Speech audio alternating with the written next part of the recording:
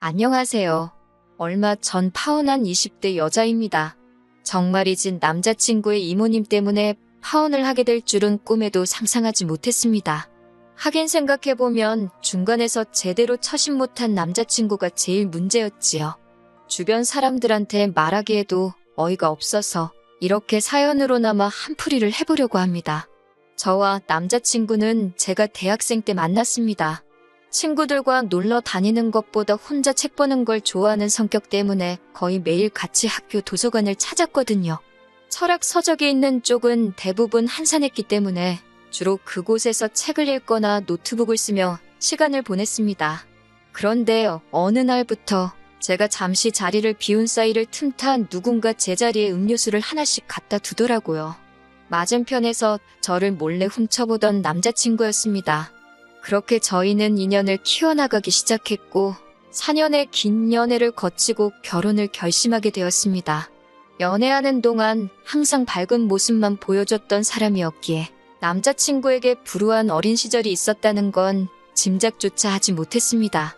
그러다 결혼 준비를 시작하면서 서로 부모님의 직업이라던가 재정 상태에 대해서 오픈을 하게 되면서 남자친구의 아픈 과거를 알게 되었습니다. 남자친구의 아버님은 주사가 심하시고 폭력적인 분이셨는데 그래서 남자친구가 보는 앞에서도 어머님에게 욕을 하거나 폭행을 하는 일이 종종 있었답니다. 어머님은 당신 얼굴에 침 뱉기라 생각하셨는지 그 사실을 친정에 털어놓지 않고 남자친구가 중학교에 들어갈 때까지 참고 견디셨다고 해요. 그러다 어머님에게 큰 우울증이 찾아왔고 아버님은 알코올 중독으로 병원에 입원을 하게 되셨대요. 결국 두 분은 이혼을 했지만 어머님 혼자서 남자친구를 돌볼 수가 없는 상황이었기에 남자친구는 어머님의 언니인 이모님에게 신세를 지게 되었다 했습니다. 그곳에서 6년을 보내고 대학에 입학하면서 이모님의 집에서 나와 어머님과 다시 같이 살게 되었다고 하더군요. 그래서인지 남자친구는 어머님한테 못지않게 이모님에게도 감사하다고 하더군요. 취업한 이후로는 30만 원씩 두 분께 용돈도 드리고 있었다면서 결혼 후에도 계속 드리고 싶다고 했습니다. 그 사실이 못마땅하다기보다 속이 깊은 사람이라는 생각이 들었어요. 속사정까지 알게 된 마당이고 저도 결혼 후에 저희 부모님에게 다달이 생활비를 보내고 싶었던 사람이기에 그걸 된다 안 된다 소리를 하기도 뭐하더라고요. 저도 남자친구도 각자 부모님께 알아서 효도를 할 계획이니 아무런 문제가 없다고 생각했지만 제 주변 사람들은 두 어른께 생활비를 보낸다는 사실보다도 결혼 후에 시어머니 2명 모시게 되는 거 아니냐고 걱정을 해왔습니다. 설마 진짜 그럴까 싶었는데 양가 상견례가 있던 날 그럴 수도 있겠다는 생각을 갖게 되었어요. 상견례 장소로 유명하다는 한정식 집에서 만남을 가졌는데 정말 남자친구는 그 자리에 이모님을 대동해서 나왔으니까요. 남자친구 말로는 자기 쪽에 아버지가 안 계시니 이모님을 대신 모시기로 한 것이고 어머님에게는 자신의 언니인 이모님이 정신적 지주나 마찬가지라고 설명을 해왔습니다. 아무튼 저는 그날 이모님을 처음 만나게 되었는데 어머님과는 다르게 눈빛도 강하시고 인상도 세더라고요. 남자친구의 말처럼 대화는 이모님이 거의 다 주도를 하셨어요. 어머님은 옆에서 이모님이 하는 걸 지켜보시기만 했고요. 결혼은 요즘 유행하는 대로 반반 결혼을 하기로 했지만 아무래도 자리가 자리였던 만큼 대화가 이모님의 주도로 진행되었다는 사실이 제가 주변에서 들었던 것처럼 결혼 후에 2명의 시어머니를 모시게 되는 게 아닐까 하는 걱정이 생겨나기 시작했습니다. 상견례 자리가 거의 마무리가 되어갈 때쯤 시간이 맞지 않아서 참석할 수 없다고 말했던 제 여동생이 회사 일을 일찍 마무리하고 도착했어요. 제 동생이지만 어려서부터 예쁘단 소리를 귀에 딱지가 앉을 만큼 듣고 자랐고 지금은 외국계 회사에서 일하고 있어요. 아무튼 제 여동생이 등장하자 순간 이모님 눈빛이 달라지는 걸 느꼈습니다. 그때는 그저 이모님 눈에도 내 동생이 엄청 예쁜가 보다 생각했지요. 얼마 지나지 않아 이모님의 관심은 저와 남자친구의 결혼에서 제 여동생으로 옮겨갔습니다. 이모님은 제 여동생에게서 눈을 못 떼시고는 계속 질문 공세를 퍼부으셨어요. 학교는 어딜 나왔는지, 돈은 얼마를 버는지, 남자친구는 있는지와 같은 사적인 질문들을 말이지요. 처음에는 적당히 대꾸하던 여동생이 점점 난처해하는 게 한눈에 보였고 저는 남자친구에게 귓속말로 빨리 자리 정리하고 일어서자 말했습니다. 남자친구도 제 말 뜻을 알아들었는지 자기가 급하게 일이 생겨서 가봐야겠다며 이제 집에 돌아가자고 어른들을 재촉했습니다. 집으로 돌아오는 차 안에서 여동생은 그 이모님이란 사람 정말 이상하다며 저더러 이 결혼 꼭 해야 하냐고 물었습니다. 모시고 살 것도 아니고 괜찮다고 했어요. 하지만 친정 부모님도 정작 시어머니 될 분은 한마디도 안 하고 계시고 이모님이란 사람이 나서서 좌지우지하시는 게 조금 마음에 안 드셨다고 한마디 하시더군요. 이틀 뒤 남자친구와 데이트를 하려고 만났습니다. 상견례 자리에서 있었던 일들을 이야기하다가 이모님 얘기가 나왔어요. 저는 왜 이모님이 이래라 저래라 간섭을 하시는 거냐고 사실 조금 불편했다고 솔직하게 털어놓았습니다. 남자친구는 자기도 그 행동에 대해서 짐작가는 바가 있다고 하더라고요. 남자친구 말이 이모님에게는 남자친구보다 10살이 많은 아들이 하나 있대요.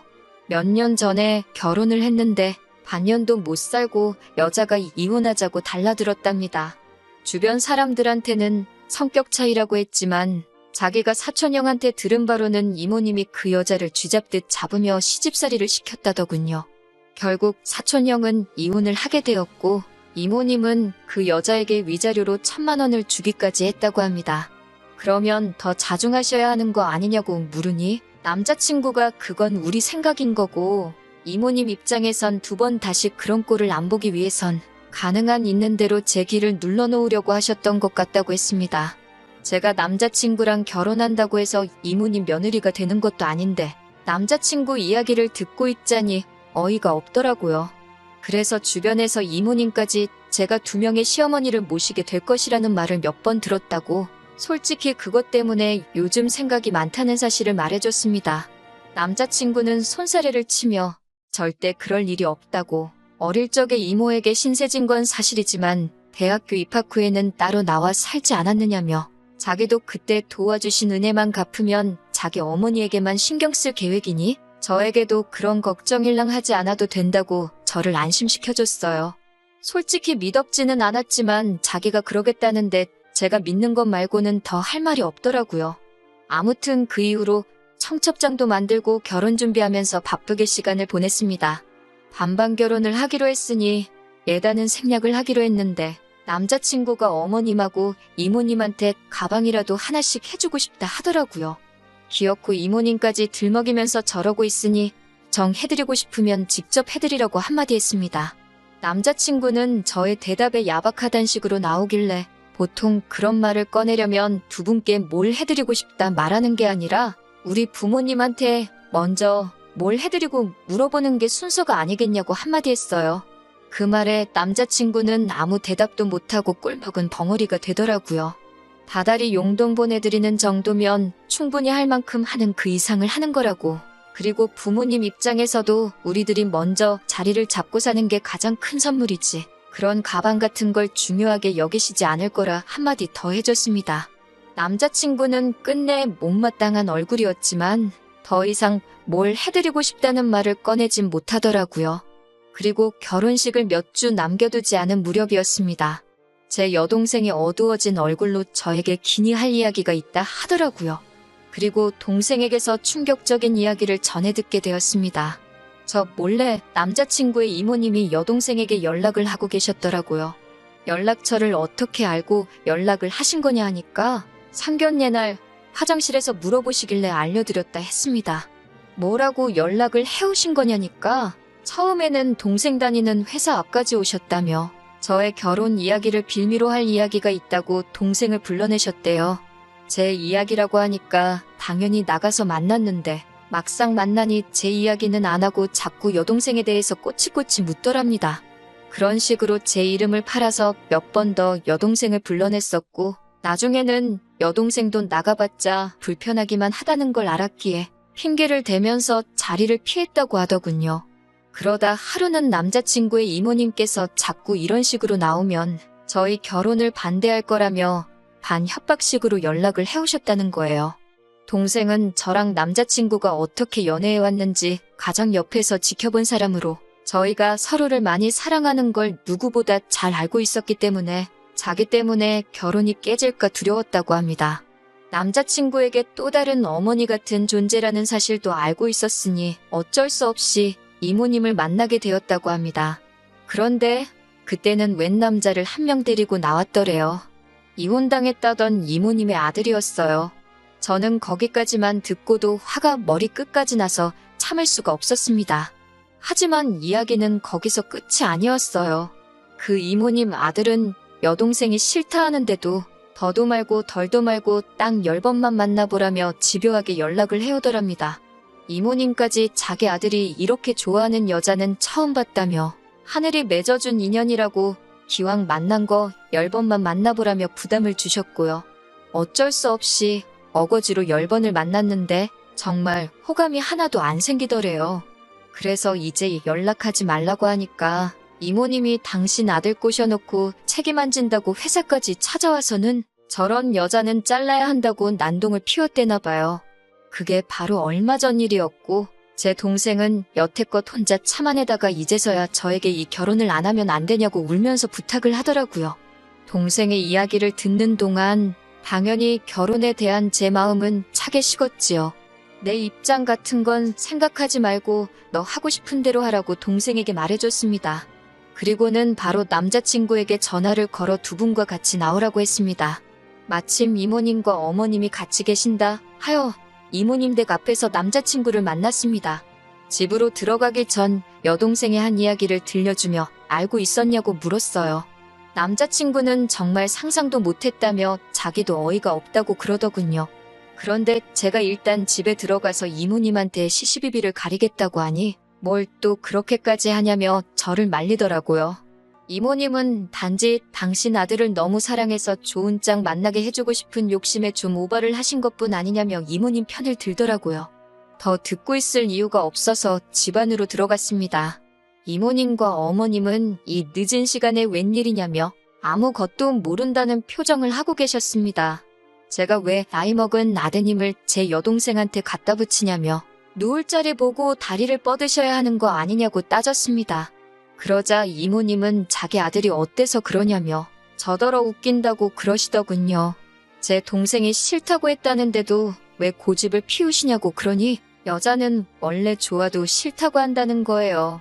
저 같은 사람이나 싫으면 싫다 좋으면 좋다 따박따박 어른 앞에서 할 말 못할 말 못 가리고 한다나요.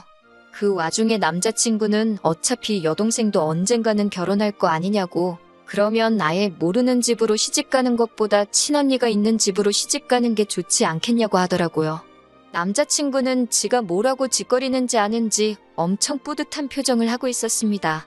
이모한테 은혜를 입었을 뿐 절대 엮이는 일 없을 거라고 말하던 게 다 저를 안심시키기 위한 거짓부렁이었다는 걸 알게 되었어요.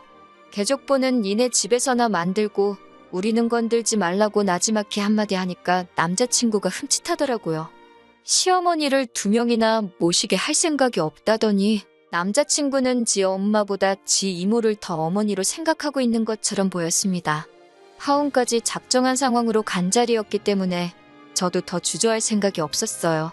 세 사람이 모여있다고 주눅들 이유도 없었기 때문에 저쪽에 앉아있는 2명의 시어머니에게 아들들 간수 좀 잘 하라고, 그리고 나중에 어떤 정신 빠진 여자가 똥인지 된장인지 분간 못하고 시집오려 하거든 쓸데없는 생각하지 말고 그 여자가 부처님이다 생각하고 받들어 모시고 살라 한마디 해줬습니다. 남자친구한테도 이런 우유부단한 놈인 줄 몰랐다고, 그런 줄도 모르고 여지껏 가져다 바친 사년이 아까워할 수만 있다면 위자료라도 받아내고 싶은 심정이라고, 지금을 기점으로 내 눈에 띄지 말고 연락도 하지 말라고 말했습니다. 밖으로 나오는 저를 쫓아 나오더니 어딜 가는 거냐고 따지며 청첩장도 다 돌렸는데 이런 식으로 나올 거냐며 별 쓸데없는 걱정을 하더군요. 그깟 청첩장이 문제냐고, 남들이 너한테 왜 파혼했냐고 묻거든. 또 하나의 어머니라는 니네 이모가 내 동생한테 뭘 했는지 설명해주면 충분히 이해해줄 거라 쏘아붙이고 저를 붙잡고 늘어지는 남자친구 팔을 뿌리치고 집으로 돌아왔습니다. 남자친구는 제 여동생 때문에 왜 우리가 헤어져야 하느냐고 아직도 상황 파악도 못하고 있길래 목 위에 달려있는 게 머리통이 맞으면 그게 정말 내 여동생 때문인지 아니면 너랑 너네 가족들 때문인지 충분히 이해할 거라고 말하고 뒤도 돌아보지 않고 집으로 돌아왔습니다. 이튿날부터 식장, 신혼여행, 가정가구들 예약해 놓은 것들은 취소하고 위약금 낼 건 내고 환불받을 건 받고 그러니 몇 푼의 돈이 제 손에 남더라고요. 남자친구한테 계좌번호 보내라고 절반은 보내주겠다 했는데 그 돈이라도 건지고 싶었는지 잽싸게 계좌번호를 불러주더라고요. 그 돈을 안 줘도 됐겠지만 하나도 아깝다는 생각이 들지 않았습니다. 왜냐하면 며칠 뒤에 남자친구의 이모를 명예훼손으로 고소하고 그 이후에도 정신 못 차리고 제 여동생에게 연락하던 그 자식을 스토킹으로 신고했거든요. 회사까지 찾아와서 난동을 부려준 탓에 절차가 아주 수월했습니다. 고소했다는 사실을 전하니 뭐 믿는 구석이 있는지 마음대로 하라고 빈정거리더라고요.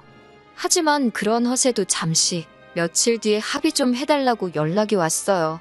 그렇게 센 척을 하더니 나중 가서는 합의금을 조금만 깎아줄 수 있냐며 비굴하게 나오더라고요. 정신적 피해 보상까지 요구하겠다. 으름장을 놓으며 한 푼도 깎아주지 않고 고스란히 합의금을 받아냈습니다. 정신 못 차리고 여동생에게 연락하던 한심한 사촌형도 사과를 해왔지만 결국 접근금지 명령 처분을 받게 되었고요. 그 이후로는 솔직히 신경 쓰지 않고 살고 있습니다. 여동생도 지금은 많이 안정을 되찾았고 좋은 남자친구도 생겼더라고요. 그 모자한테 시달린 걸 옆에서 지켜본 동료가 자기가 지켜주고 싶다며 고백을 해왔다나요. 그리고 저는 당분간은 누굴 만나고 싶은 생각이 없습니다. 연애하느라 가지지 못했던 혼자만의 시간을 즐기면서 지내보려고요.